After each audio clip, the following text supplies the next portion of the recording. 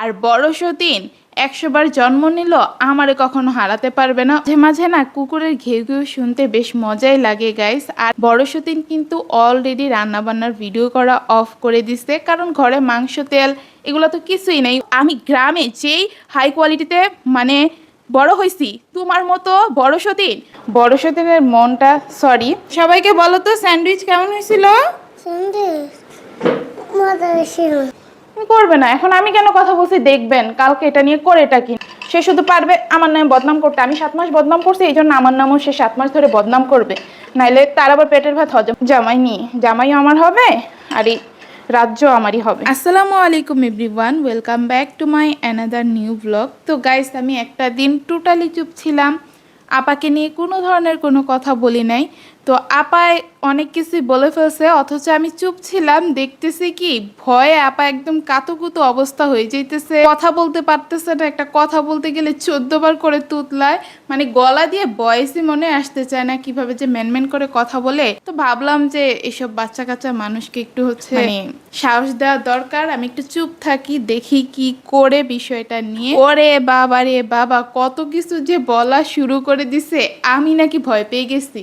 আমি ভয় পাই নাই ভাই, তুমি ভয় পেয়ে গেছো। উল্টা আমি কেন চুপচাপ আছি, দেখি যে এটা নিয়ে তার আরো বেশি চিন্তা। তো যাই হোক গাইস, অনেকেই ভাবছিল যে আমি হয়তো বা বড় সতীন আমারে কথার পেছে এমন ভাবে ফেলছে, ভয়ের চোটে এখন একদম বড় সতীন নিয়ে কোনো ধরনের কোনো কথাই বলি নাই, বলাই বন্ধ করে দিছি। যাই হোক, আমি হচ্ছে হেরে যাওয়ার মতো মেয়ে না। আর বড় সতীন 100 বার জন্ম নিল আমারে কখনো হারাতে পারবে না ওর এইসব মিথ্যা বানোয়াট কথা দিয়ে। তো ও যে এত কিছু বলছে, আমি 2টা দিন ধরে শুধু ওরে দেখে গেছি, কিচ্ছু বলিনি ওর বিষয়ে। আজকে সেই সব কথাগুলোর একসাথে জবাব দিয়ে দিব, একটা কথারও ছাড় দিব না। তুমি ভাই আমার থেকে আমার জামাইকারা নিবা, আবার তোমার মুখ দিয়ে বড় বড় লেকচার। বলছি তো জামাইও একদিন আমার হবে, বাড়িও আমার হবে, আমি সবকিছুই পাবো। সেই দিন তোমার যে কি অবস্থা হবে তুমি জাস্ট চিন্তা করো। এই যে এত নাটক করছো, এত এত মিথ্যা কথা বলছো, তোমার অবস্থা কি হবে সেটা নিয়ে তুমি ভাবো, আমাকে নিয়ে তোমার ভাবতে হবে না। আর গাইস, চ্যানেলে কিন্তু 2 দিন আগে শাশুড়ি মায়ের একটা ব্লগ আপলোড হয়েছিল,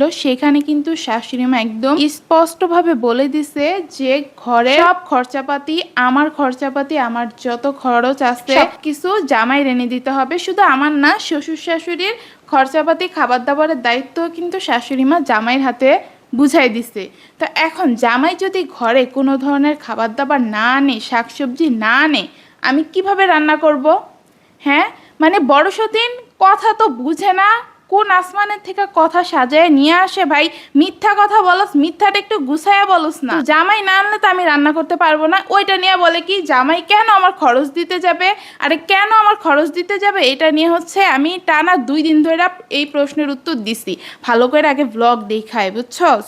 পরে ঘরে কিছু ছিল না, আমি রান্না করতে পারি নাই। সকালবেলা ঘুম থেকে উঠে শুধু নাস্তা বানাইছি, নাস্তা বানিয়ে খাইছি। পরে কি করব, পেটে তো আর মানে না, খাবার তো খাইতেই হবে। ইঁদুর দৌড়াইতেছিল, তারপর আমার বাচ্চা মেয়েটা আবার অসুস্থ, ওরে তো কিছু না কিছু আমার খাওয়াইতে হবেই। তো আমি হচ্ছে ফ্রিজ একদম তন্ন তন্ন করে ফেলছি। ফ্রিজে চিপায় একটুখানি মাংস পাইছিলাম, পরে হচ্ছে আমার শ্বশুরে দিয়া পাউরুটি কিনে আনছে, আর দোকান থেকে একটু তেল আনছিলাম, ওই দিয়ে হচ্ছে মোটামুটি ভাবে আমরা মামে চলে গেছে আর কি, স্যান্ডউইচ বানিয়ে খেয়ে ফেলছি। এখন কথা হইতেছে বড় সেদিন যে এত বড় লেকচারটা দিয়ে গেল আগের দিন, যে ঘরে খাবার না থাকলে শাশুড়িও খাবার আনবে, জামাইও খাবার আনবে। শাশুড়ি তো আনবে না, আনলে আনতে হবে তোমার জামাইরই। 2 দিন পরে গিয়ে আনলো, তোমার জামাইরই আনতে হবে। আর আরেকটা মজার বিষয় গাইস, কি যে বলবো, মাঝে মাঝে না কুকুরের ঘেউ ঘেউ শুনতে বেশ মজাই লাগে গাইস। আরেকটা মজার বিষয় কি জানেন, বড় সতীন কিন্তু অলরেডি রান্নাবান্নার ভিডিও করা অফ করে দিছে, কারণ ঘরে মাংস তেল এগুলো তো কিছুই নেই, ও কিভাবে রান্না করবে। মানে আমার শাশুড়ি আম্মা এই হচ্ছে, সে তো বাসায় থাকে না, যার কারণে অনেকগুলা মাংস একসাথে এনে ফ্রিজের একটা তাক মনে করেন যে পুরো মাংস দিয়ে ভর্তি ছিল, মুরগির মাংস দিয়ে, ওইগুলা ওরা ডেইলি রান্না করে খাইছে, ডেইলি রান্না করে খাইছে। অথচ ওদের সাথে কিন্তু সংসার আলাদা করে দেওয়া হয়েছিল, বলছে যে তোমাদের খরচ তোমরা দেখবা। সেটা তো করেই নাই, উল্টা শাশুড়ি মা যেগুলা আমার জন্য আমার মেয়ের জন্য এনে রাখছিল সেগুলো ওরা বসে বসে খাইছে। তো এখন তো ফুরাই গেছে, এখন খাও মজা করে। জামাইরে বলো আনতে, তোমার জামাইয়ের তো টাকা পয়সার অভাব নাই, আবার তোমার বাবার বাড়ির মানুষজন তো অনেক বড় লোক। আমি তো গ্রামে থাকি, গ্রামের ক্ষেত, আমার মধ্যে তো কোনো পাঞ্চুয়ালিটিই নাই। তো তোমার বাবা মা তো অনেক শহরে থাকে, তোমার বাবা মাকে বইলো যাতে তোমার জামাইকে কিছু টাকা পয়সা দেয় বাজার করার জন্য।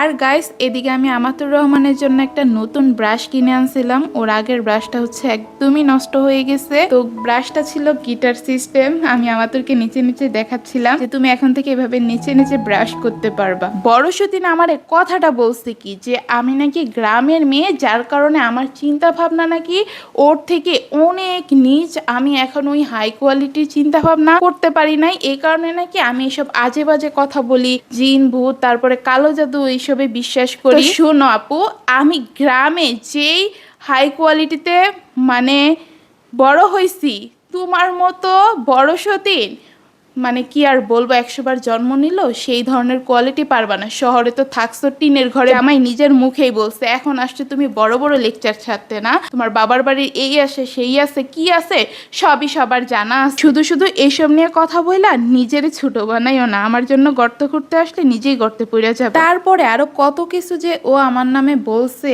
আমি নাকি ওরে নিয়ে 7 মাস এইটা বলছি ওইটা বলছি, হ্যান ত্যান আরও কত কিছু। এখন নাকি আমি অস্বীকার করি যে আমি 7 মাস ওর নামে কিচ্ছু বলি নাই, ওরে নিয়ে আমার ভিডিওতে কোনো কথাই বলি নাই। তো আপু তোমারে বলি কি, তুমি একটু ভালোভাবে আমার ব্লগগুলো প্লিজ দেখো।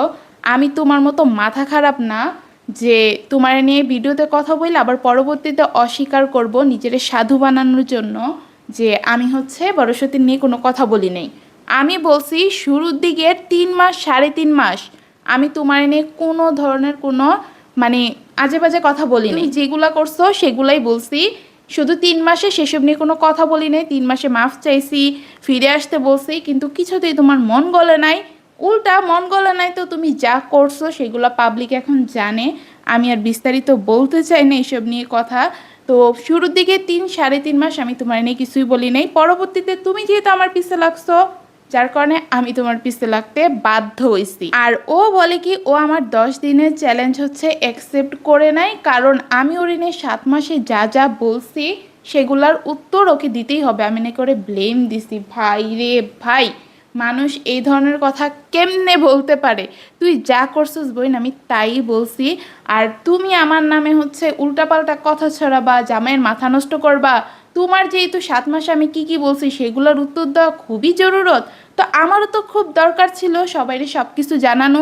তো তুমি কি শাক দিয়ে মাছ ঢাকতে আসো ভাই, আমি বুঝি না তোমার কথাবার্তার ধরন। যাই হোক গাইস, এখানে দেখতেই পাচ্ছেন আমি আর আমার মেয়ে মানে ইয়াম্মি ইয়াম্মি স্যান্ডউইচ খাচ্ছি, আর আমার হাতের প্রত্যেকটা রান্নার রেসিপির কথা কি বলবো গাইস, মাশাল্লাহ মাশাল্লাহ, এত মজা হয় যে আমি নিজের খাবার নিজে খেয়ে জাস্ট ফিদা হয়ে যাই যে একটা মানুষ সব দিকে এত পারফেক্ট কিভাবে হয়। রান্না বান্না মানে আমি ছোটোবেলা থেকেই, ছোটোকালে যে মানে রান্না করতাম তখন আমার রান্নাবান্না মাশাল্লাহ খাওয়ার মতো হইতো। এমন না কোনোদিন এমনভাবে রান্না করছি যে কেউ সেই খাবারটা মুখেই দিতে পারে। বড় সেদিন আসে আমার সাথে লাগতে ভাই, আমি সব কিছুতে আলহামদুলিল্লাহ আলহামদুলিল্লাহ, আল্লাহ আমারে 100তে 100 করে পাঠাইছে। তোমার মতো মানুষের হচ্ছে লেজ ধইরা পইরা থাকার মতো স্বভাব আমার মধ্যে নাই। তো গাইস, আমাতুর রহমানও কিন্তু মাশাল্লাহ অসুস্থ শরীর নিয়ে খুব মজা করে আমার হাতের স্যান্ডউইচটা খাইছে। আর প্রথমে দেখছেন যে আমি শাড়ি পরেছিলাম, এখন হচ্ছে আমি জামা কাপড় পরে ফেলছি।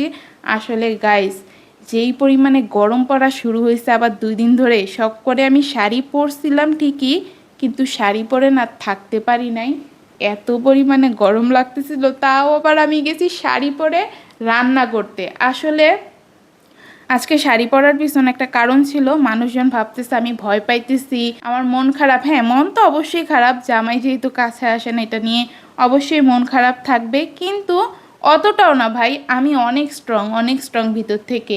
জামাই আমার কাছে 2 দিন আসে নাই দেখে আমি একদম কান্নাকাটি কইরা ভাসাই ফেলবো ওই ধরনের মেয়ে আমি না। আমি সব পরিস্থিতিতেই নিজেকে মানিয়ে নিতে পারি, না হলে তো আশেপাশের মানুষজন আবার যা তা শুরু করে দিবে।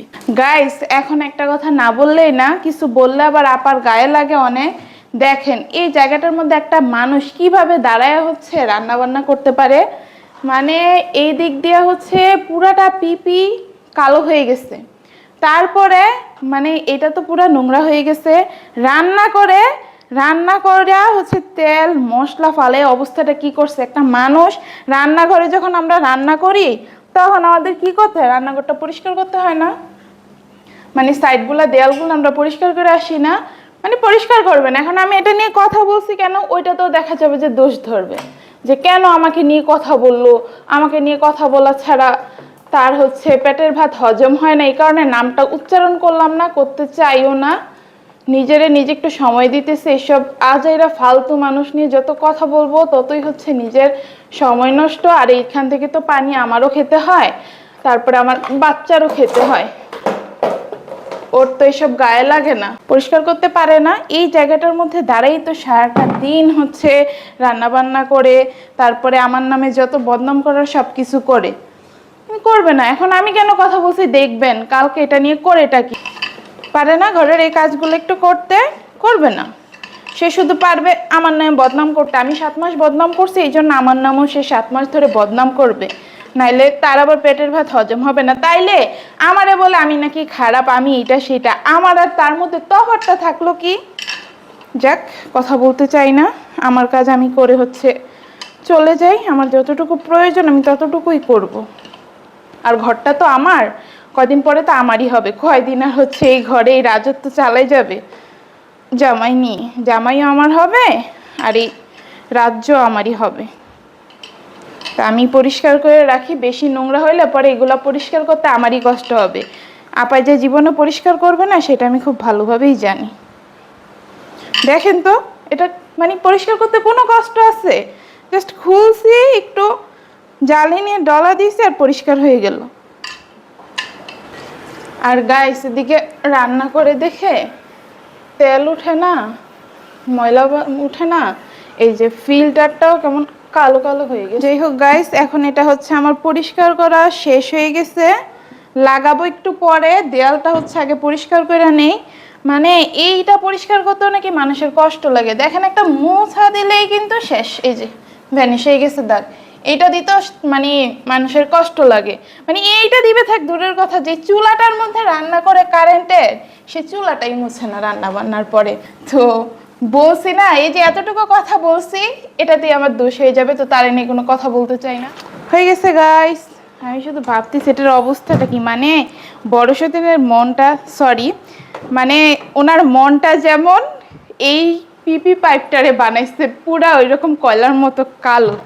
ছি, খাইছে কেমনে এমনি পানি? আমি শুধু দেখতেছিলাম যে এই জায়গাটা তো সবসময় কাজ করে, যে দেখি জায়গাটা পরিষ্কার করে নাকি, কিন্তু দেখি পরিষ্কার করার কোনো নামই নাই। 1 সপ্তাহ পার হয়ে যেতেছে, এই কারণে না পাইরা নিজেই পরিষ্কার করে দিলাম। হ্যাঁ গাইস, আমার হাতের মধ্যে দেখেন এই আয়রনের দাগ লেগে গেছে, কিন্তু হাতটা দেখতে সুন্দর লাগতেছে দাগ লাগার পরে গাইস। আচ্ছা যাই হোক, আজকের ব্লগটা এখানেই শেষ করে দিব গাইস। আজকে ঘরে মানে কি বলবো, নানান ব্যস্ততার মধ্যে কাটছে। মেয়েটা আবার অসুস্থ, আমার তোরকে একটু টাইম দিতে হয়। আমার তোর এদিকে আসো,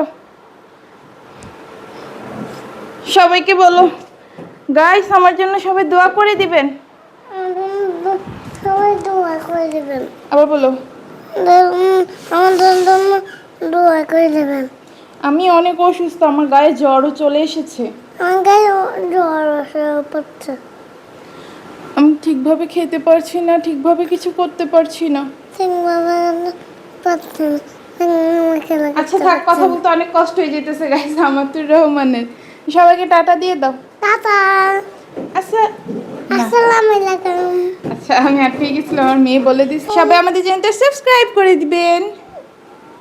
সবাই সাবস্ক্রাইব করে দেবেন। ও তোমার কাছে কি তো রিভিউই নেওয়া হয় নাই। সবাইকে বলো তো স্যান্ডউইচ কেমন হয়েছিল? সন্দেশ মজা ছিল। মজা হয়েছিল? তুমি আবার খেতে চাও? হ্যাঁ, আমার খেতে। আবার কয়েকদিন পরে খাবো আমরা, এখন এতগুলো একসাথে খাওয়া যাবে না, ঠিক আছে? হ্যাঁ ঠিক আছে গাইস, টাটা। টাটা।